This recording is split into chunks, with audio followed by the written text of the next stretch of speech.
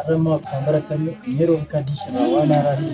fizra wana rajicho sunna wal mabarti sira fatiya kanaan dura yoo darbe video darbe irratti yoo laaltanii jiraatan maal irratti akka hojjechaa tur beektan isinis kanaaf abbaa sagaltamaa san irratti arrama abbaa soddomaa qabannee tunifni akkuma beekamu digital faayimeeroon ka barbaachisa amma darbo gara hojii keenyatti deebina tuni abbaa soddomaa jedhamti kanaan jalqabnaa jechuudha meeshaaleen barbaachisu wantoota garaagaraa steep isa hamma dhumaatti waliin itti fufuu dandeenya waan ta'eef gara